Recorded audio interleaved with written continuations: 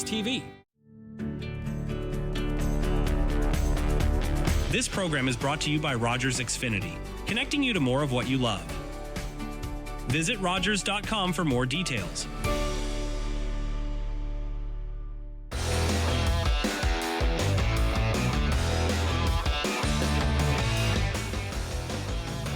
And welcome everyone, RTV Sports Rap back again. The NFL draft has just come and gone. Spencer Byers, Manny Pava, Lucas Ireland, and JC Coots along with me. Manny, I think it's the first time you've made back-to-back episodes. I mean, we gotta get that. Must not have been on my bingo card. I think finally we might have a chance here of getting some repeat opinions from you, Mr. Pava. And I think the NFL draft, as I just mentioned, is a big thing.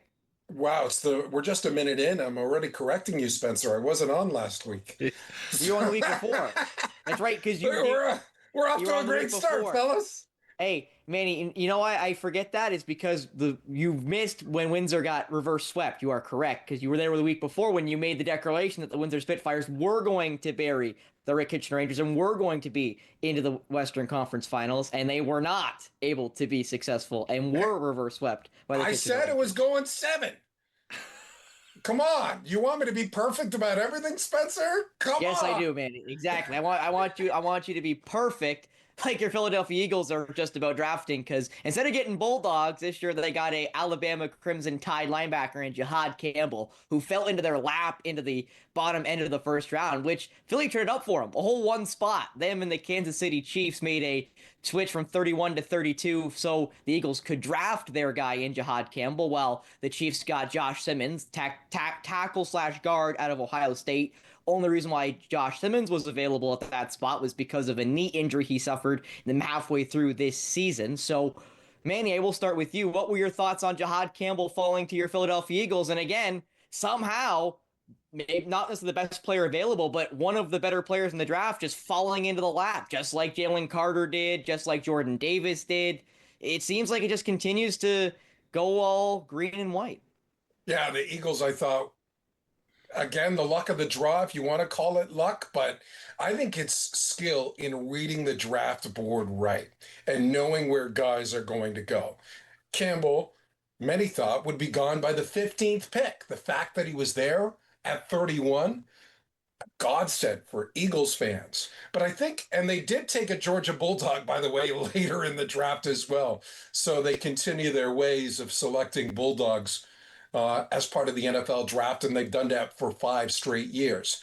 But there always seems to be 2 teams that have good players fall to their laps. The Eagles are one of them. The Ravens are another, who got Malachi Starks in the first round too. It's just when you're that good at the front office, you're always going to be very competitive every single year. The Eagles are, the Ravens are, and they will continue to be because of the success in the draft. And JC, Green Bay put on a phenomenal show. You should be happy about that. It was golden.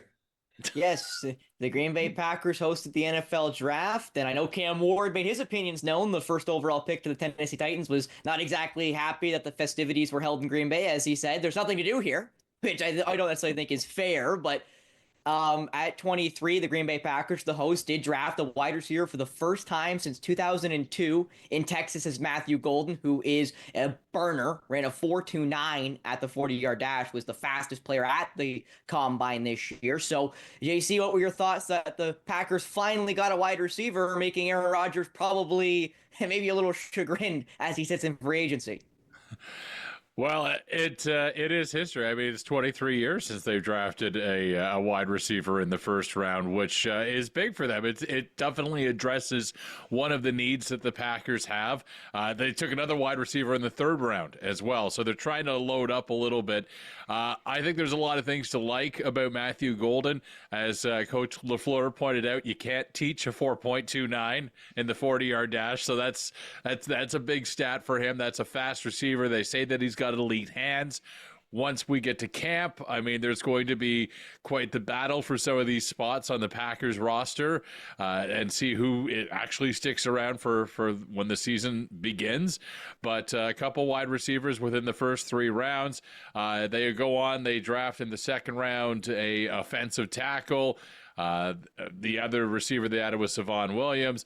So, I mean, overall, it looks pretty good. I mean, when you compare it to the other teams in their division, most are just saying that this was an average draft for the Packers. They gave them a C-plus grade.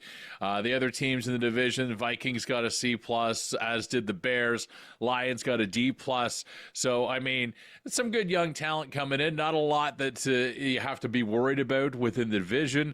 And obviously a lot of good building blocks that we already saw last year, including Jordan Love really starting to emerge as a quarterback that can win in big games and does well in high-pressure games as well. Maybe not so well against Philadelphia, as I know Manny will point out again, but still, they've got a lot of good future in Green Bay, building around the blocks they already have. In fairness to Detroit, I don't feel like anyone's ever liked their drafts last 3 years, and they still somehow find a way to make those guys really good. Jahmyr Gibbs seemed like a reach. That is no longer the case. He's been spectacular for the Lions, so I don't necessarily see that D-plus holding up, but obviously they have a type, and they draft who they like for Dan Campbell and his squad. Now, I do want to mention the Bears, as you said there, JC, because they got Colston Loveland at 10, which was maybe the first real surprise in the first round, because no one knew where the Bears were going to do once Genty went off the board, once some of the tackles went off the board. Everyone kind of went, okay, where, are they going to trade down? Are they going to look for a reach for a tackle or a guard? And they go with best player available in the tight end Colston Loveland out of Michigan, who, Manny, is a spectacular player and is honestly my pick to win Offensive Rookie of the Year, because Colston Loveland and Tyler Warren, the other tight end who went in the first round, 14 to the Colts out of Penn State. They're both spectacular talents. I just believe that Caleb Williams is supremely better thrower than Anthony Richardson is, so I think Colston Loveland will be the offensive rookie of the year. What do you think about Loveland to the Bears at 10? I like what the Bears did because they addressed the offensive line in free agency, and that was a huge problem. No one had more sacks than Caleb Williams did during the NFL season. So what they did was load up weapons around him. Colston Loveland may be one of the best weapons in this entire NFL draft. So with Cole Kmet, you can do the two tight end sets if you like. We saw what the Raiders did with Brock Bowers. We saw what the Eagles did with all their weapons. Ben Johnson is a very creative offensive mind. I like what the Bears did to set them up for success. Do I think they'll be better than the Packers? Maybe, just to see JC squirm a little bit. But I think the Bears are going to be a problem in next NFL season.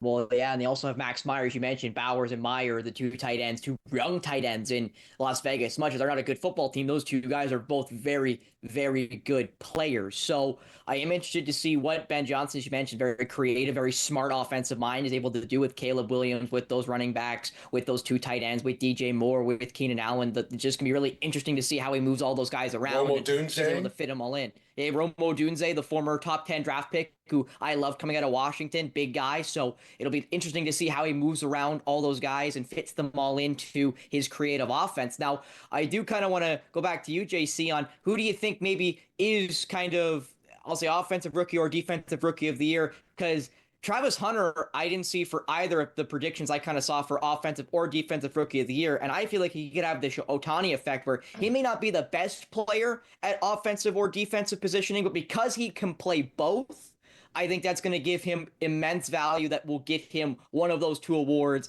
I believe that the Jags are going to use him as wide receiver in packages as a corner, not vice versa. So it'll be interesting to see how voters kind of try to navigate that. JC, how would you try to navigate something like that, as we've never really seen it before? I have no idea, to be honest with you. I mean, listen, the NFL season is a long one. Making your team is a tough thing. When it comes to Rookie of the Year odds, Cam Ward still right now, as of this moment, based on the Vegas odds, is leading that great group. Austin Gentry is right up there and tied with him. Travis Hunter is up there as well. It could be any of these guys. One of the lowest rankings goes to Shadur Sanders, who's way down there. And what a comical event that was, watching him fall all the way down eventually to get drafted by the Cleveland Browns. And who was it that made the prank call to him? It was like the kid of the offensive coordinator from the Atlanta Falcons somehow got his phone number, phoned him, and said, "Hey, this is the GM of the New Orleans Saints. We're going to pick you, but you're going to have to wait a little bit," and then hung up on him. I mean, I know that he's come out and apologized for it, rightfully so, but still, that was kind of funny. I mean, you have to admit that, and I'm sure there's going to be some disciplinary action in Atlanta for letting that leak out. Still, though, when you go back to the Rookie of the Year, it's a tough one. Even with these odds out, I don't know that we know who's truly going to emerge, and it's going to be based on what's around these guys, what kind of opportunities the coaching staff is really willing to give rookies, and how much of a leash they're going to have once the season actually starts. Well, we won't move off the NFL draft, but JC, you mentioned it. I do kind of want to pivot back to you on Shedeur Sanders, was projected to be as high as first overall before the season began. Then, after Cam Ward kind of cemented himself as the number one quarterback, Shedeur was seen as the easy number two pick. And easily meaning number two pick quarterback, I should say. So that could be anywhere from number 2 to maybe number 8 to number 10. And he slipped and fell down Mount Everest because he went from being a top 10 pick to the 144th pick by the Cleveland Browns, who had drafted their quarterback, Dylan Gabriel out of Oregon, 94th overall in the 3rd round. So he wasn't even their first quarterback drafted. So Shedeur's stock plummeted. There's lots of ideas about the pre-draft interviews that did not go well, must not have gone well for him to fall that far. But I guess, how shocked were you, King, seeing the alert saying Shedeur's still on the board, Sanders hasn't gone yet, Deion's kid still sitting in the green room at the NFL draft in Green Bay? I mean, I'm not too shocked, and I think we've seen some incidents like this with high-profile players in the past where, their fathers kind of get in the way and they kind of ruin things for them. I think LeVar Ball was a good example of that in the NBA a few years ago. And in this case, it looks like Deion kind of messed things up for his kid a little bit. There are all kinds of speculation that's out there right now. Maybe he didn't interview well. When the teams, obviously, they do their due diligence as best they can to make sure you're drafting somebody good, because when you go in that first round, there's millions of dollars tied to these decisions that you make. So it's hard to say. There hasn't really been any definitive reporting on exactly what it was. But the fact that, what was it, yesterday, Sanders' other kid fired him as his manager, I think that's a big tell right now out of the Sanders family that maybe Deion's not the best representative when it comes to negotiating your future in the pros. Shiloh, his other son, as you mentioned, Shiloh Sanders, the DB out of Colorado, undrafted free agent, signed with the Buccaneers, and as you mentioned, just after signing with the Buccaneers, fired his father as his manager. So interesting to see how that will go over at the family dinner. But Manny, I do want to go to you before we go to probably the NHL playoffs. Shedeur Sanders falling so drastically, so dramatically. How shocked were you? I was shocked. I thought he wouldn't get drafted in the first round because of all the pre-draft talk. His stock seemed to be falling. The fact that he didn't get drafted on the Friday night in rounds 2 and 3 shocked me. Like, I thought somebody would take a chance. The fact that he fell to the 5th round, unbelievable. Never. If anyone says they predicted that he would fall to Saturday, they're lying to you. Absolutely lying. But I do find it ironic that the Cleveland Browns, who had the 2nd overall pick, still drafted Shedeur Sanders. They only drafted him 142 picks later. That they did, and I'll be honest, Manny, once it got through the 3rd round, I thought Niners honestly draft him. Why not? He's a flyer guy that is hyper accurate, kind of fits the Kyle Shanahan system in my mind. And at the end of the day, if he's a 4th round pick, doesn't work out, he doesn't work out. You're not losing anything. Just like Brock Purdy being the last overall pick, Mr. Irrelevant, just like Kobe Minor was in this year's draft. What do you lose by drafting him that late? And I was kind of surprised that teams didn't take a flyer at that point on day 3. The Browns finally were the team to still call his name and end the, I'll say, embarrassment that it ended up being for the Sanders family after, again, him being the projected number 1 overall pick just before the season began back in September. But now we'll move over to the hold on, Spencer. The Niners only trade 3 first-round picks for a quarterback in the 1st round. That's all. Yeah, that's the only thing they do. Okay.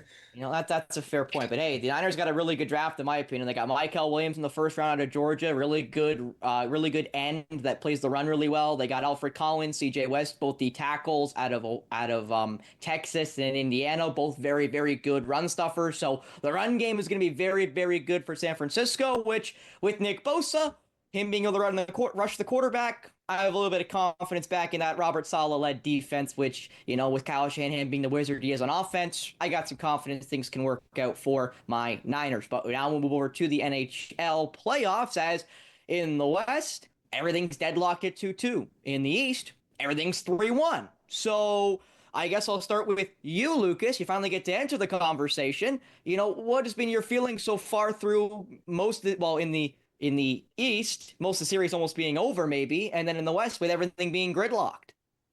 Well, not quite gridlock. Dallas is a 3-2 lead in that series, but the others are all 2-2, so you're right there.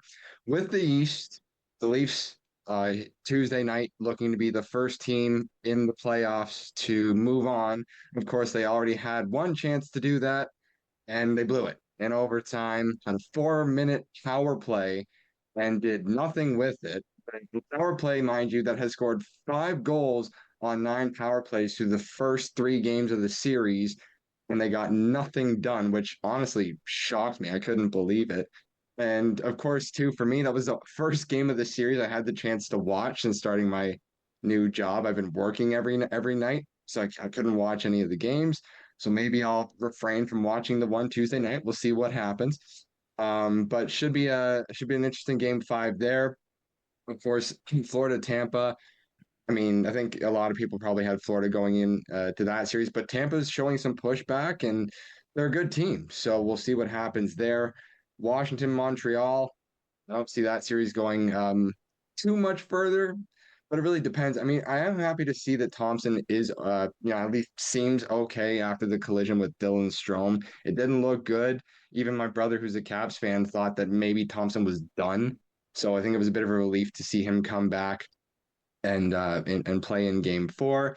Carolina also has a chance to end their series Tuesday night versus the Devils, so we'll see how that goes. That game starting at 7:30, so just 30 minutes after the Leafs game. But of course, when this airs, we'll already know what happens by that time. With the West, I mean, literally anything is possible at this point.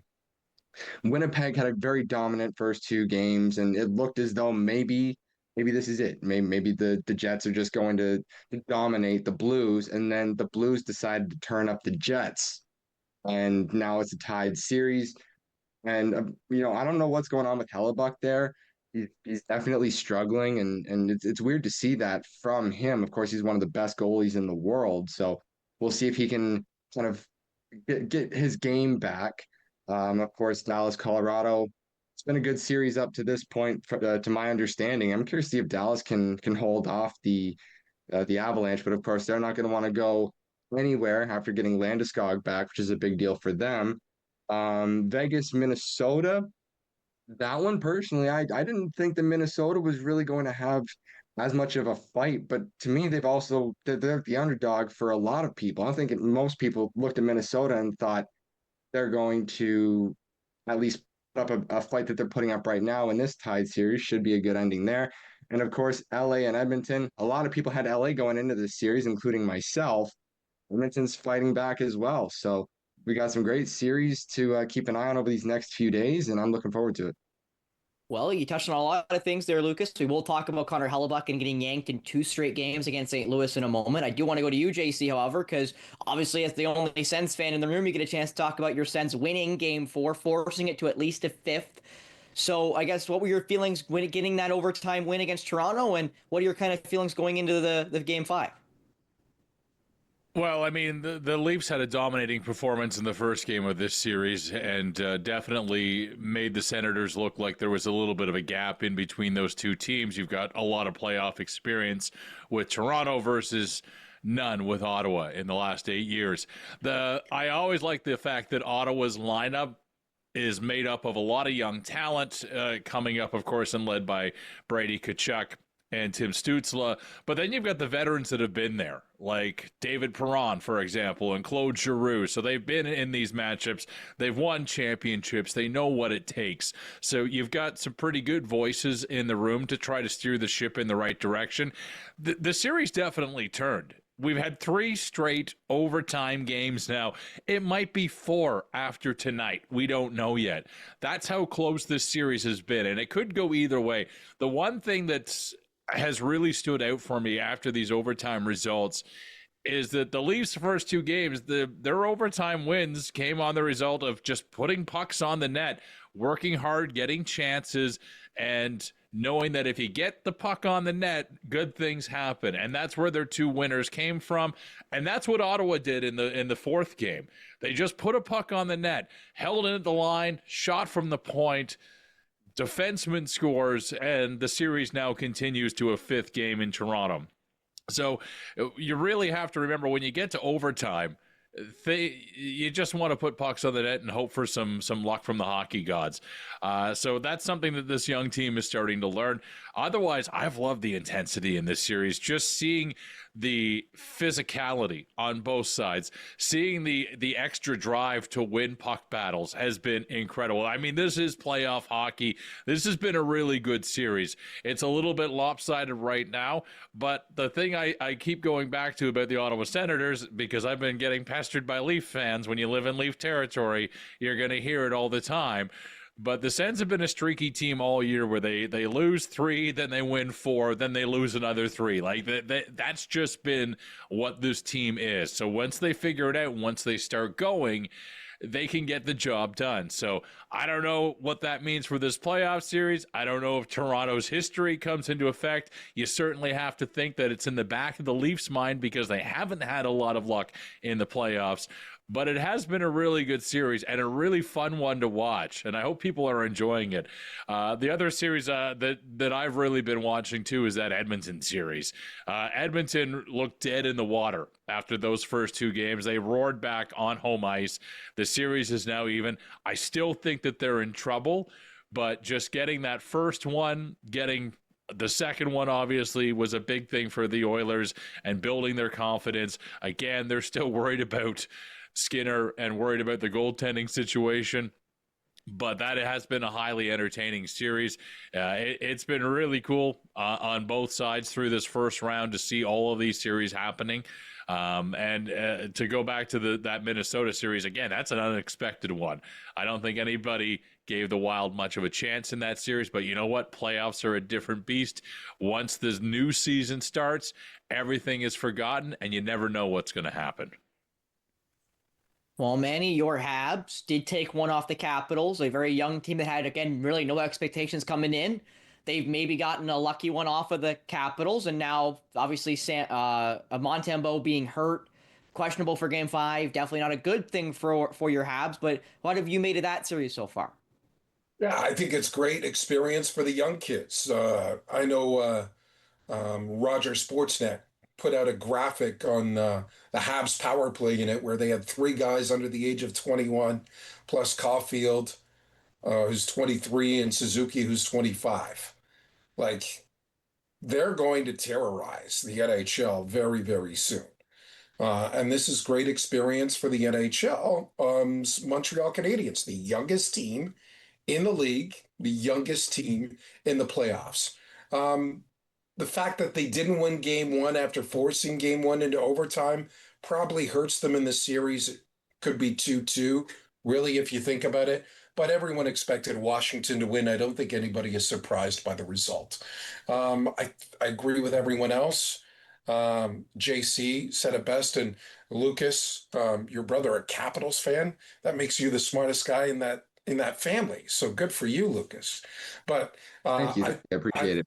I think both guys said that the Minnesota Wild giving Vegas a run for their money, that's the biggest surprise to me in the NHL playoffs. I just love every single series, like the Lightning and the Panthers. One team scores twice in 10 seconds. The other team scores twice in 11 seconds to win it. Like, that's tremendous theater. The comeback by the Oilers, in game 2, I believe it was, before they lost in the final minute to the Kings. Tremendous theater that we're seeing. The battles between the Avalanche and the Stars, tremendous. Ottawa, they've lost 3 or 2 one-goal games, right? And won another one-goal game. Only game 1 was a blowout in that series between the Sens and the Leafs. Tremendous theater. Like, I just hope that the next few rounds of the NHL playoffs will be just as dramatic because it's must-see TV.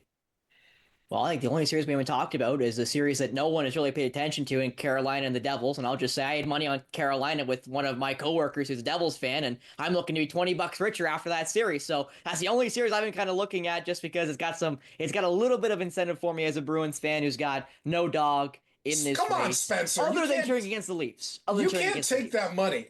Like, what do you mean I can't take that money? Who actually thought New Jersey was going to be Carolina? A New Jersey fan. Who else? You can't take that money. I can absolutely take that money. That's absolutely criminal. We even shook on it. I can absolutely take that money. Gosh. Absolutely. No, I will not. I won that bet fair and square when Carolina wins. And is the better 2 years old and didn't know what was going on? No, the other way. He's like 60 years old. So, I don't want to take advantage of the elderly, but it just so happens to kind of work out that way. He's lived 60 years old. He's worked hard over his years, and you're going to take his hard-earned money?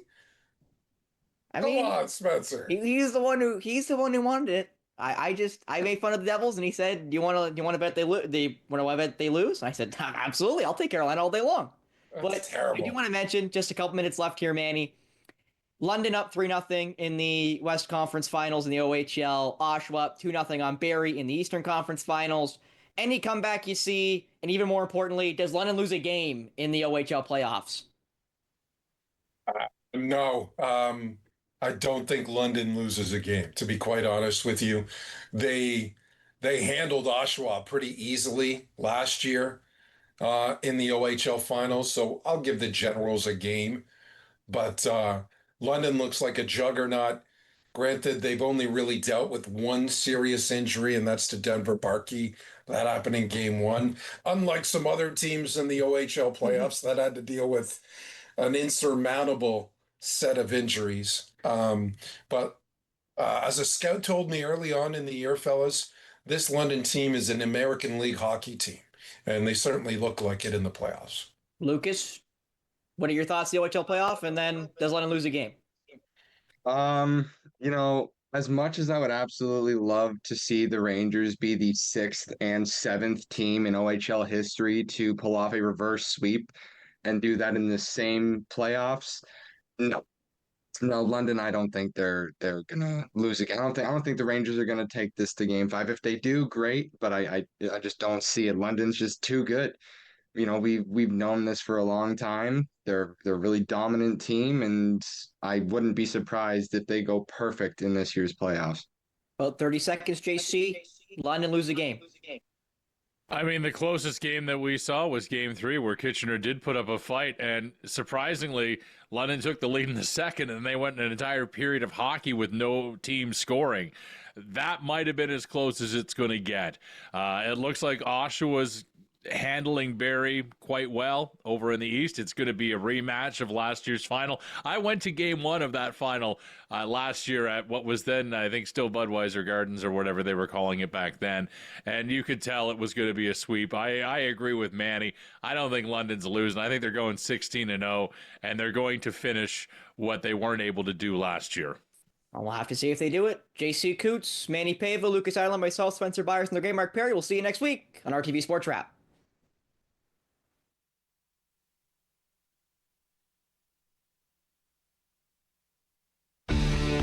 Connect with us by visiting our website or email us at comments@rogerstv.com.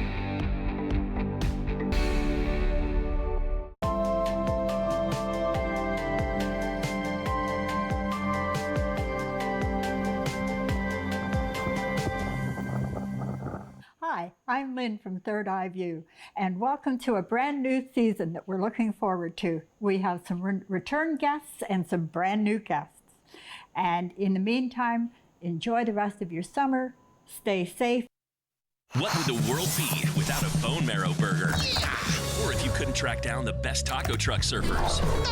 Or never knew Worcestershire sauces and tikka masala could tick all your boxes? What if you'd missed the fried chicken with kimchi and it never melted firsthand for the pierogi grilled cheese? It's so good.